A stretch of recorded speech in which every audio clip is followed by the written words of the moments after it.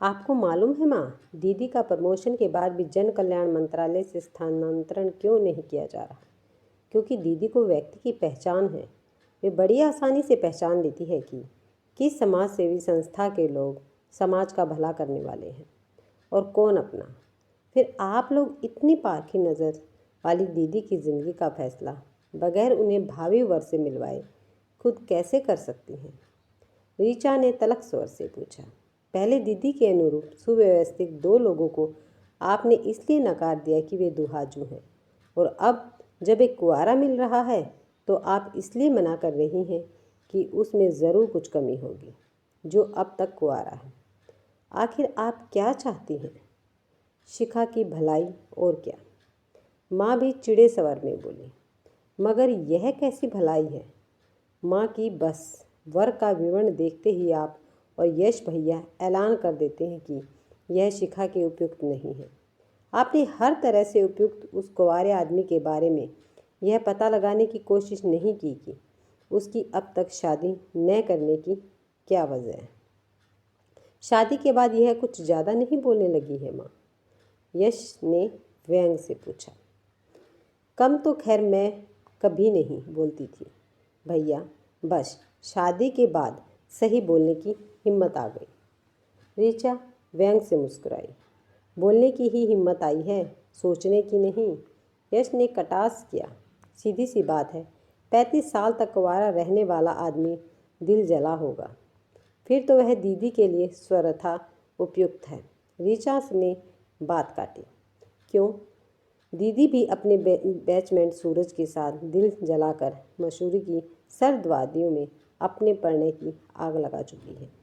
तुम तो शादी के बाद बेशर्म भी हो गई हो ऋचा। कैसे अपने परिवार और कैरियर के प्रति समर्पित दीदी पर इतना घिनौना आरोप लगा रही हो? यश की पत्नी शशि ने पूछा। यह आरोप नहीं, हकीकत है भाभी। दीदी की सगाई उनके बैचमेंट सूरज से होने वाली थी, लेकिन उससे एक सप्ताह पहले ही पापा को हार्ट अटैक पड़ गया। पापा जब आईसीयू में थे तो मैंने दीदी को फ़ोन पर कहते हुए सुना था, पापा अगर बच भी गए तो सामान्य जीवन नहीं जी पाएंगे। इसलिए बड़ी और कमाऊ होने के नाते परिवार के भरण पोषण की जिम्मेदारी मेरी है। सो जब तक यश आईएएस प्रतियोगिता में उत्तीर्ण न हो जाए और ऋचा डॉक्टर न बन जाए तो मैं शादी नहीं कर सकती। सूरज, इस सब में कई साल लग गए, सो बेहतर होगा कि तुम मुझे भूल जाओ। उसके बाद दीदी ने दृढ़ता से शादी करने से मना कर दिया। रिश्तेदारों ने भी उनका साथ दिया, क्योंकि अपाहिज पापा की तीमारदारी का खर्च तो उनके परिवार का कमाऊ सदस्य ही उठा सकता था, और वह सिर्फ दीदी थी। पापा ने अंतिम सांस लेने से पहले दीदी से वचन लिया था कि यश भैया और मेरे व्यवस्थित होने के बाद वे अपनी शादी के लिए मना नहीं करेंगी। आपको पता ही है कि मैंने WHO की स्कॉलरशिप छोड़कर अरुण से शादी क्यों की, ताकि दीदी पापा की अंतिम इच्छा पूरी कर सके। हमारे लिए उसके पापा की अंतिम इच्छा से बढ़कर शिखा की अपनी इच्छा और भलाई ज़रूरी है, माँ ने तटस्थता से कहा। पापा की अंतिम इच्छा पूरी करना दीदी की इच्छाओं में से एक है। ऋचा बोली। रहा भलाई का सवाल, तो आप लोग केवल उपयुक्त घर वर सुझाइए। उसके अपने अनुरूप या अनुकूल होने का फैसला दीदी को करने दीजिए। और अगर हमने ऐसा नहीं किया, न माँ तो न दीदी की परम हितैषिणी स्वयं दीदी के लिए घर वर ढूंढने निकल पड़ेगी। यश व्यंग से हंसा। बिल्कुल सही समझा आपने भैया। इससे पहले कि मैं और अरुण अमेरिका जाए, मैं चाहूँगी कि दीदी का भी अपना घर संसार हो। आज मैं जो हूँ दीदी की मेहनत और त्याग के कारण हूँ। सच कहिए, अगर दीदी ने होती तो आप लोग मेरी डॉक्टरी की पढ़ाई का खर्च उठा सकते थे?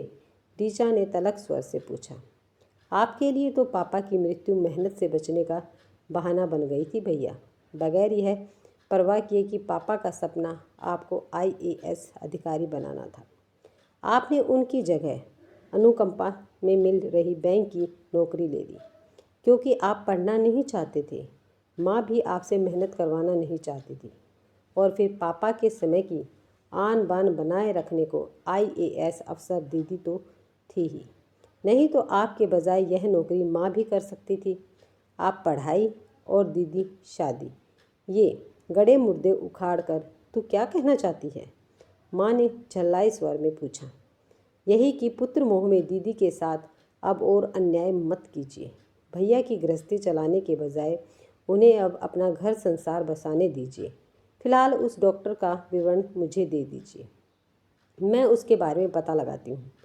ऋचा ने उठते हुए कहा। वह हम लगा लेंगे, मगर आप चली कहाँ? अभी बैठो ना, शशि ने आग्रह किया। अस्पताल जाने का समय हो गया है भाभी, कहकर ऋचा चल पड़ी। माँ और यश ने रोका भी नहीं, जबकि माँ को मालूम था कि आज उसकी छुट्टी है। ऋचा सीधे शिखा के ऑफिस गई। आपसे कुछ ज़रूरी बात करनी है दीदी, अगर आप अभी व्यस्त हैं तो मैं इंतज़ार कर लेती हूँ, उसने बगैर किसी भूमिका के कहा।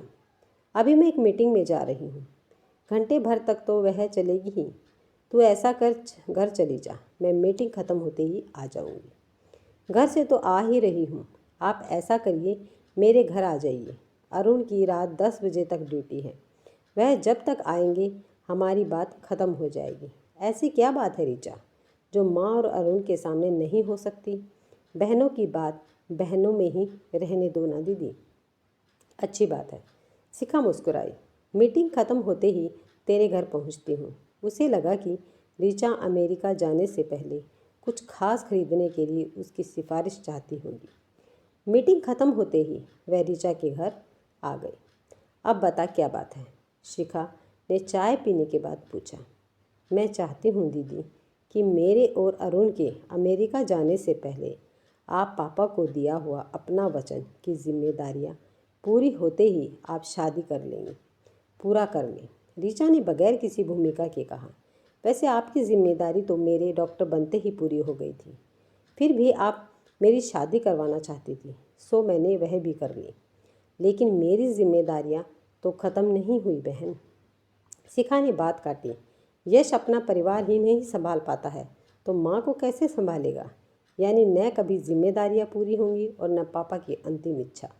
जीने वालों के लिए नहीं, दिव्यगंत आत्मा के प्रति भी आपका कुछ कर्तव्य है दीदी। शिखा ने उसकी सांस ली। मैंने यह वचन पापा को ही नहीं, सूरज को भी दिया था ऋचा, और जो उसने मेरे लिए किया है उसके बाद उसे दिया हुआ वचन पूरा करना भी मेरा फर्ज बनता है। लेकिन महज वचन के कारण जिम्मेदारियों से मुंह तो नहीं मोड़ सकती। माँ के लिए पापा की पेंशन काफ़ी है दीदी, और ज़रूरत पड़ने पर पैसे से मैं और आप दोनों ही उनकी मदद कर सकते हैं, उन्हें अपने पास रख सकते हैं। यश का परिवार उसकी निजी समस्या है, मेहनत करे तो दोनों मियाँ बीवी अच्छा खासा कमा सकते हैं, उनके लिए आपको परेशान होने की ज़रूरत नहीं है, ऋचा ने आवाज़ से कहा। और फिर हिचकते हुए पूछा, माफ़ करना दीदी, मगर मुझे याद नहीं आ रहा कि सूरज ने आपके लिए क्या किया।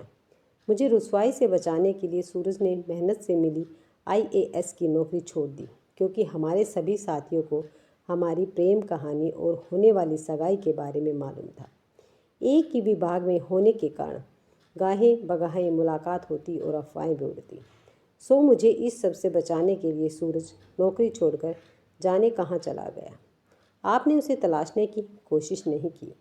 उसके किए कराए यानी त्याग पर पानी फेरने के लिए यह बात भी ठीक है। देखिए दीदी, जब आप वचनबद्ध हुई थी तब आपकी जिम्मेदारी केवल भैया और मेरी पढ़ाई पूरी करवाने तक सीमित थी, लेकिन आपने हमारी शादियां भी करवा दी। अब उसके बाद की जिम्मेदारियां आपके वचन की परिधि से बाहर हैं, और अब आपका फ़र्ज केवल अपना वचन निभाना है। बहुत जी ली दूसरों के लिए और यादों के सहारे, अब अपने लिए जी कर देखिए दीदी, कुछ नए यादगार क्षण संजोने की कोशिश करिए। कहती तो तू ठीक है, तो फिर आज से ही इंटरनेट पर अपने मनपसंद जीवन साथी की तलाश शुरू कर दीजिए। माँ तो पुत्र मोह में आपकी शादी करवाएगी नहीं, यही सब सोचकर तो मैं शादी नहीं करना चाहती। लेकिन तेरा यह कहना भी ठीक है कि पैसे से तो उन लोगों की मदद हमेशा की जा सकती है। मैं आपको इंटरनेट पर उपलब्ध, थोड़ा सब्र कर ऋचा, शिखा ने बात काटी। उससे पहले मुझे स्वयं को किसी नितांत अजनबे के साथ जीने के लिए मानसिक रूप से तैयार करना होगा, और मुझे यह मालूम भी नहीं है कि मेरी उससे क्या अपेक्षाएं होंगी या व्यक्तिगत जीवन में मेरी अपनी मान्यताएं क्या हैं। इन सब के लिए चिंतन की आवश्यकता है और उसके लिए एकांत की, जो आपको दफ्तर और घर की जिम्मेदारियों के चलते तो मिलने से रहा। आप लंबी छुट्टी लेकर या तो सुंदर पहाड़ियों में या समुद्र तट पर एकांतवास कीजिए। सुझाव तो अच्छा है, सोचूंगी, मगर आज ही रात को ऋचा ने जिद की थी। शिखा ने सोचा, ज़रूर, लेकिन अपनी पिछली ज़िंदगी के बारे में। पापा बैंक अधिकारी थे, लेकिन चाहते थे कि उनके बच्चे उनसे बढ़कर भारतीय प्रशासनिक सेवा के अधिकारी बने। शिखा का तो प्रथम प्रयास में ही चयन हो गया था। ऋचा ने हाई स्कूल में ही बता दिया था कि उसकी रुचि जीव विज्ञान में है और वह डॉक्टर बनेगी। पापा ने सहर्ष अनुमति दे दी थी। माँ के लाडले यश का दिल पढ़ाई में नहीं लगता था, फिर भी पापा के डर से पढ़ रहा था। लेकिन पापा के जाते ही उसने पढ़ाई छोड़कर अनुकंपा से में मिली बैंक की नौकरी कर ली थी। माँ ने ही उसका यह कहकर साथ दिया कि वह तेरा हाथ बटाना चाह रहा है शिखा। बैंक की प्रतियोगिता परीक्षाएं देकर तरक्की भी करता रहेगा। लेकिन हाथ बटाने के बजाय यश ने अपना भार भी उस पर डाल दिया था। जहाँ उसकी नियुक्ति हुई थी वहीं यश भी अपना तबादला करवा लेता था।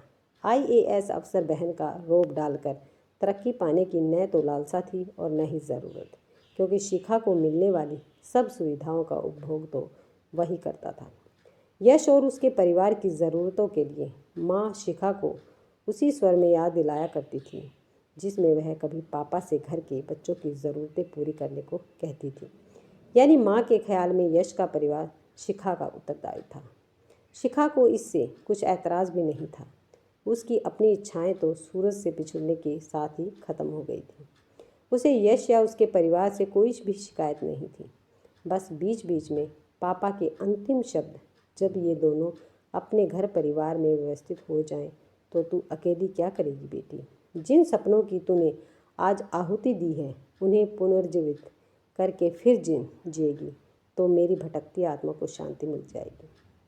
जिस तरह तू मेरी जिम्मेदारियां निभाने को कटिबद्ध है, उसी तरह मेरी अंतिम इच्छा पूरी करने को भी रहना। याद आकर कचोट जाते हैं।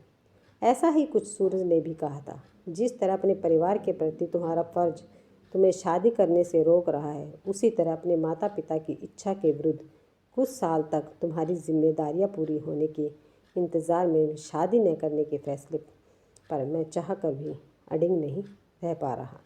कैसे जी पाऊंगा किसी और के साथ, नहीं जानता। लेकिन फ़िलहाल दफ्तर और घर के दायित्व निभाने में मेरा और तुम्हारा समय कट ही जाए करेगा। लेकिन जब तुम दायित्व मुक्त हो जाओगी तब क्या करोगी शिखा। मैं यह सोच सोच कर विहल हो जाया करूँगा कि तुम अकेली क्या कर रही होगी। फुर्सत से तुम्हारी यादों के सहारे जी रही होंगी, और क्या। जीने के लिए यादों के सहारे के अलावा किसी अपने के सहारे की भी ज़रूरत होती है। मैं तो खैर सहारे के लिए नहीं, माँ बाप की ज़िद से मजबूर होकर शादी कर रहा हूँ। लेकिन तुम जीवन की साध्य बेला में अकेली मत रहना। मेरे सुकून के लिए शादी कर लेना। यश के परिवार के रहते अकेली होने का तो सवाल ही नहीं था। लेकिन घर में अपनेपन की ऊष्मा ऋचा के जाते ही खत्म हो गई थी और रह गया था फरमाइशों और शिकायतों का अंतहीन सिलसिला।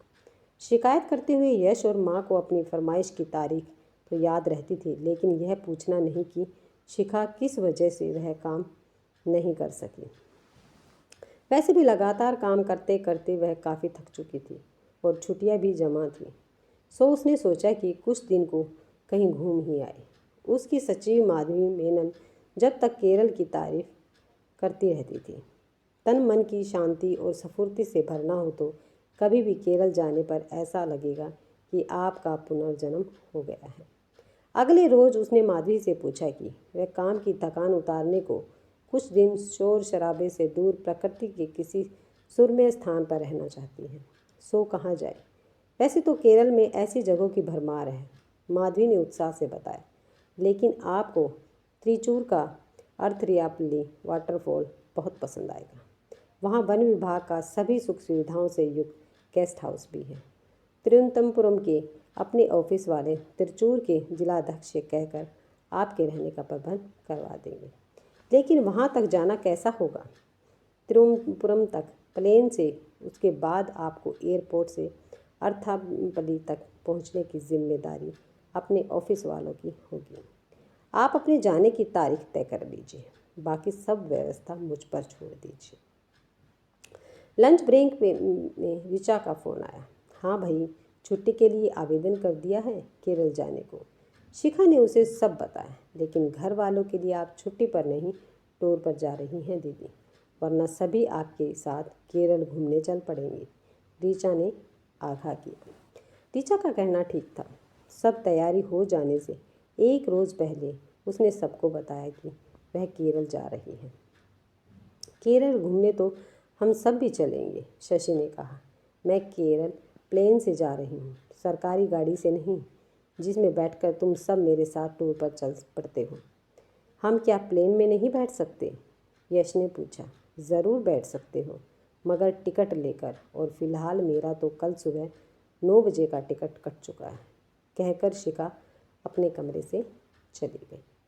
अगली सुबह सबके सामने ड्राइवर को कुछ फाइलें पकड़ाते हुए उसने कहा, मुझे एयरपोर्ट छोड़कर मेहरा साहब के घर चले जाना। ये 2 फाइलें उन्हें दे देना, और ये 2 ऑफिस में माधवी मेनन को। प्लेन में अपनी बराबर की सीट पर बैठी युवती से यह सुनकर कि वह एक प्रकाशन संस्था में काम करती है और एक लेखक के पास एक किताब की प्रस्तावना पर विचार विमर्श करने जा रही है, शिखा ने आश्चर्य से पूछा, अपने यहाँ लेखकों को कब से इतना सम्मान मिलने लगा? मैडम, आप शायद नहीं जानती, युवती खिसकियाँ कर बोली। बेस्ट सेलर के लेखक के लिए कुछ भी करना पड़ता है। ये महानुभाव केरल से बाहर आने को तैयार नहीं होते, सो बात करने के लिए हमें ही आना पड़ता है। इससे पहले कि शिखा पूछती कि वे महानुभाव हैं कौन, युवती ने उसका परिचय पूछ लिया, और यह जानने पर कि वह IAS अधिकारी हैं और एकांतवास करने के लिए अर्थयापल्ली जा रही हैं, बड़ी प्रभावित हुई और इसके बारे में अधिक से अधिक पूछने लगी। शिखा ने उसे अपना कार्ड दे दिया। माधवी का कहना ठीक था। अर्थयापल्ली वाटरफॉल वैसी ही जगह थी जैसी वह चाहती थी। गेस्ट हाउस में भी हर तरह का आराम था। बगैर अपने बारे में सोचे वह अभी प्रकृति की छटा और निरंतर बदलते रंग निहारने का आनंद ले रही थी कि अगली सुबह ही सूरज को देखकर वह हैरान हो गई। तुम यहाँ? वह इतना ही कह सकी। हाँ, मैं। सूरज हंसा। वैसे तो कहीं आता जाता नहीं, लेकिन यह जानकर कि तुम यहाँ हो, तुमसे मिलने का लोभ स्वर्ण न कर सका। लेकिन तुम्हें किसने बताया कि मैं यहाँ हूँ? पल्लवी, यानी उस युवती ने जो कल तुम्हारे साथ प्लेन में थी। सूरज ने सामने पत्थर पर बैठते हुए कहा। असल में मैं उसके प्रकाशन संस्थान के लिए IAS प्रतियोगिता के लिए उपयोगी किताबें लिखता हूँ। पल्लवी चाहती है कि प्रतियोगिता में सफल होने के बाद सफलता बनाए रखने के लिए क्या करें। इस विषय पर मैं कुछ लिखूं, तो मैंने कहा कि मुझे नौकरी छोड़े कई साल हो चुके हैं और आज के प्रशासन के बारे में अधिक जानकारी नहीं।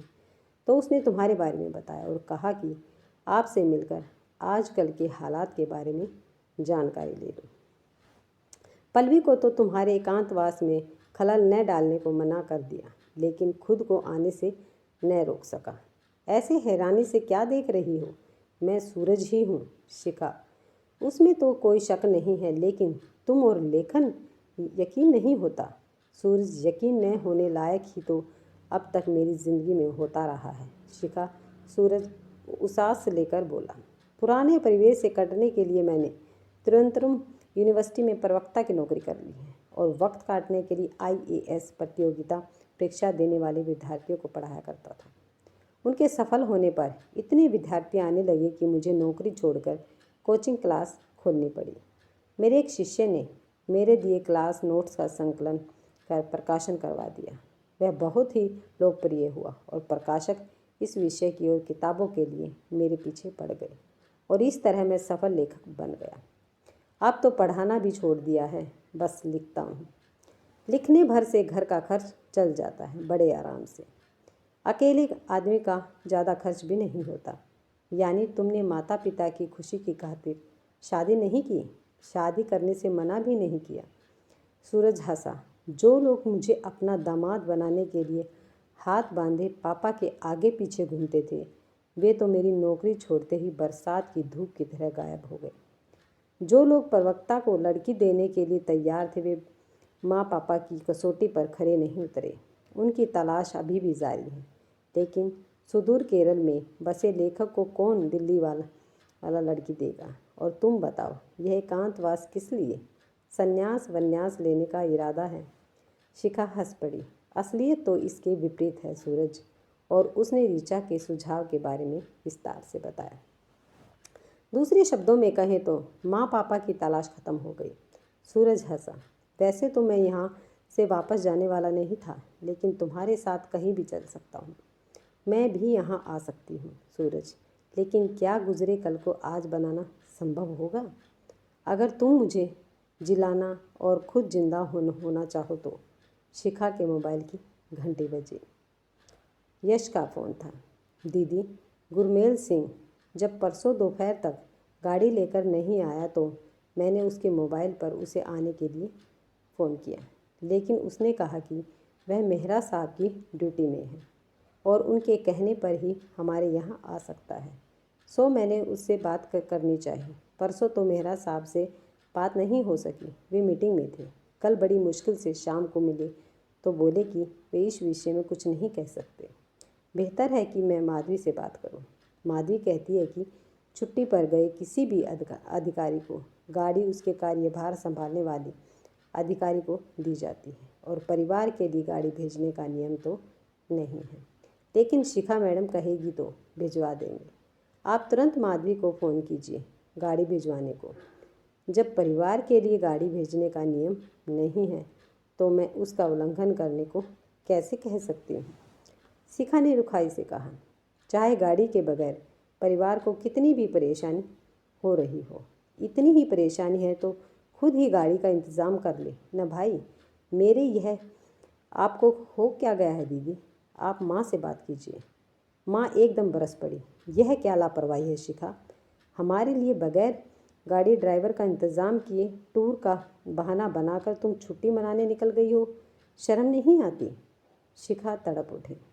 मैंने कब कहा था माँ कि मैं टूर पर जा रही हूँ और काम की थकान उतारने को छुट्टी मनाने में शर्म कैसी? अगर गाड़ी के बगैर आपको दिक्कत हो रही है तो यश से कहिए इंतज़ाम करे। परिवार के प्रति उसका भी तो कुछ दायित्व है। यह तुझे क्या हो गया है शिखा? यश कह रहा है तू एकदम बदल गई है। यश ठीक कह रहा है माँ। शिखा ने बात काटी। मेरा पुनर्जन्म हो रहा है, उसमें आपको कुछ तकलीफ़ तो झेलनी ही पड़ेगी। और वह सूरज की फैली बाहों में सिमट गई।